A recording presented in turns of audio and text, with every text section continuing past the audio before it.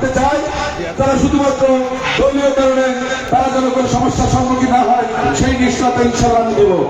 কারণ যদি কোনো বালতিতে ছিদ্র থাকে তাহলে পানি ধরতে হবে, তারপরে উন্নয়ন সহ সন্তানদেরকে প্রশিক্ষিত করে বিদেশে চাকরির সুযোগ করে দিতে আমাদের জনগণের বিশ্বমানের সম্পদ আছে ইপিজেড সহ আমরা আমাদের জনগোষ্ঠীর জন্য কর্মসংস্থান তৈরি করতে চাই। বাংলাদেশের অর্থনীতিকে এখানে আমরা সচল করতে চাই। আমরা চাই মূল্যবোধের সক্ষমতা বৃদ্ধি করে এখানে কর্মসংস্থান ফিরিয়ে আনতে। আমরা চাই ইপিজেডের ইনভেস্টমেন্ট বাড়িয়ে এখানে মানুষের কাজের সুযোগ করে দিতে। প্রতিটি ক্ষেত্রে আমরা চাইব এই জনপদের সাধারণ মানুষ যেন সেখানে চাকরির সুযোগ পায়।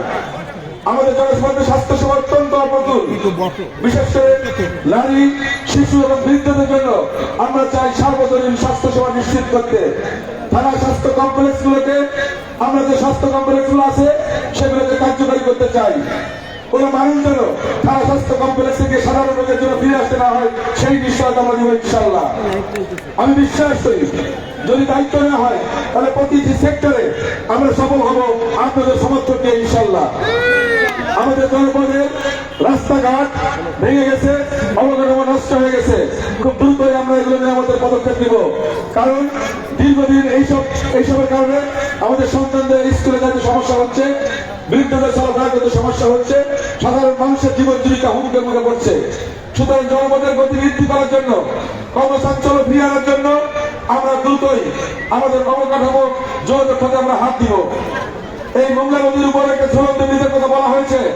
আমরা চাই যে কোনো মূল্যে এই ব্রিজকে বাস্তবায়ন করতে এই জনপদের মানুষের স্বার্থে সেটা আমরা ইনশাআল্লাহ করব। আমরা চাই না একটা ব্রিজের কারণে আমরা মূল ভূখণ্ড থেকে আমরা বিচ্ছিন্ন থাকি। রাত 2-3 সময় যদি ভাড়া থাকে একটা রোগীকে নিয়ে খুলনা বা দ্রুত স্ট্রোক করে তাকে হাসপাতালে নেওয়ার সুযোগ থাকে না। সুতরাং আমরা চাই দ্রুত এই পদক্ষেপ নিতে যাতে আমাদের এই জনপদের মানুষ যারা ইপিজেডে কাজ করছে, মোংলা বন্দরে কাজ করছে, ঢাকা খুলনার সাথে যাতায়াত করছে, তারা যেন 24 ঘন্টা নির্বিঘ্নে যাতায়াত করতে পারে সেই জিনিস আমরা করতে চাই খুব দ্রুত ইনশাআল্লাহ। আমরা চাই এই জনপদে মানুষের জন্য পর্যটন শিল্পকে বিকশিত করে কর্মসংস্থানের সুযোগ করে দিতে। আমরা চাই সুন্দরবন কেন্দ্রিক যে বিনিয়োগগুলো হবে, বিশেষ করে সুন্দরবনে যে আমাদের যে রক্ষী নিয়োগ করা হবে, বনরক্ষী, আমরা চাই এই জনপদের মানুষকে সেখানে কর্মসংস্থানের সুযোগ করে দিতে, যেন মানুষগুলো সেখানে গিয়ে কাজ করতে পারে। আমরা চাই আমাদের এই জনপদের শিক্ষিত নারীদেরকে তাদেরকে প্রশিক্ষিত করে কম্পিউটার প্রশিক্ষিত করে করতে। খুব দ্রুতই আমরা এই পদক্ষেপ নেব ইনশাআল্লাহ। আমি কথা দিচ্ছি, আমি কখনো মিথ্যা কথা বলি না। আমি আপনাকে দায়িত্ব নিয়ে বলবো, আমি সর্বোত্তম চেষ্টা নেত্রী সহ 3-4 বার তাকে খুলনায় নিয়ে অপারেশন সম্পন্ন করা হয়েছে। অথচ এই অপারেশন নিয়ে এইগুলো যে বলে আমি বিদেশ থেকে ইহুদি খ্রিস্টানদের কাছে টাকা এনে এগুলো করি, আমি এখানে ব্যবসা করি, নাউজুবিল্লাহ। ভিতর আপনাদের সতর্ক থাকতে হবে। আমি কখনো মিথ্যা কথা বলি না। আমি যখন হজ করেছে পড়াশোনা আমার জন্য 2005 সালে যে হজ করেছে আমি তখন অনেক তরুণ ছিলাম। আমি তখন হজ করেছি, আমি নিয়মিত জাকাত দিই, আমি 5 বছর নামাজ পড়ি। ব্যক্তিগত জীবনে আমি একজন ধার্মিক মুসলমান, কিন্তু রাষ্ট্রীয় জীবনে আমি একজন অসাম্প্রদায়িক চেতনার মানুষ। আমি বিশ্বাস করি এই জনপদের হিন্দু, মুসলিম, খ্রিস্টান যারা আমরা বাস করছি তারা আমাদের নিরাপত্তায় বসবাস করবো। এই দেশটা আমাদের সবার, এই দেশের বসবাসের এবং নাগরিক সুযোগ সুবিধা ভোট করার অধিকার সবার রয়েছে। কিন্তু ওই দলটি মনে করে এই জনপদটা হবে একটি সাম্প্রদায়িক জনপদ। আমরা চাই অসাম্প্রদায়িক জনপদ, অসাম্প্রদায়িক চেতনার বাংলাদেশ বিনিময়ের জন্য আমরা ইনশাআল্লাহ কাজ করবো। আপনাদেরকে দায়িত্ব নিয়ে বলছি, বিএনপি যদি দেশ পরিচালনার দায়িত্ব পায়, আমাদের প্রত্যেকটা মানুষ নিরাপদে এখানে বাস করবে, তাদের সন্তানদের কর্মসংস্থান হবে। এবার আমি একটা নির্বাচন মুখে কথা বলতে চাই। ইতিমধ্যে আপনারা লক্ষ্য করেছেন হকি স্টিক, জালসি, ব্যালট এগুলো বিভিন্ন জায়গায় ধরা পড়ছে, বিভিন্ন জায়গায় টাকা প্রবেশ করছে। টুপি মাথায় দিয়ে তারা এগুলো করে, তারা লম্পট, তারা মুসলমান নয়, তারা চরিত্রহীন। আমি বলতে চাই, আমি কোনো অন্যায় করে ভোটে দিতে চাই না। আমি চাই না আমার কোনো কর্মী ভোট দিয়ে আমাকে নির্বাচনে বিজয়ী করুক। আমি চাই জনগণের ভালোবাসা, জনগণের সমর্থন নিয়ে বিজয়ী হতে। সুতরাং আপনাদেরকে বলবো, যারা এগুলো করছে তাদের দিক দিকে নজর রাখবেন। যে কোনো মূল্যে তাদেরকে রুখে দিতে হবে এবং ভোট কেন্দ্রে তারা এগুলো না করতে পারে সেদিকে খেয়াল রাখতে হবে। বিশেষ করে যারা প্রিজাইডিং বা পোলিং অফিসার থাকবে তাদের কাছে আপনাদের দায়িত্ব সম্পূর্ণ বুঝে নিতে হবে যে কি প্রক্রিয়া ভোট গ্রহণ হচ্ছে, কি প্রক্রিয়া গণনা হবে। সেগুলোর মধ্য দিয়ে এই জনপদের মানুষ যাকে ভোট দিবে সে বিজয়ী হবে। আমরা দুর্নীতি করবো না, কাউকে দুর্নীতি করতে দিব না। আমরা চাই ভোট কেন্দ্রে ভোট গণনার পর প্রিজাইডিং পোলিং অফিসার সিগনেচার করার পরে আপনারা ভোট কেন্দ্র ত্যাগ করবেন। যদি তারা সিগনেচার না করে কেউ টল বহানা করে উপজেলাতে দিব বা জেলাতে দিব, তাদেরকে ওখানে আমরা বের হতে দিব না। কোন presiding officer polling officer vote কেন্দ্র ত্যাগ করতে পারবে না যতক্ষণ পর্যন্ত ফলাফল ঘোষণা না করবে। দীর্ঘ প্রতীক্ষার পর আমরা ভোট প্রদানের সুযোগ পাচ্ছি। জনপদ ভোটাধিকার প্রয়োগের মধ্য দিয়ে তাদের সেই সরকার নির্বাচিত করবে। আমরা চাই এই আন্দোলনের একজন যোদ্ধা হিসেবে বা একজন কর্মী হিসেবে আমরা চাই সেই সুযোগটা মানুষকে করে দিতে।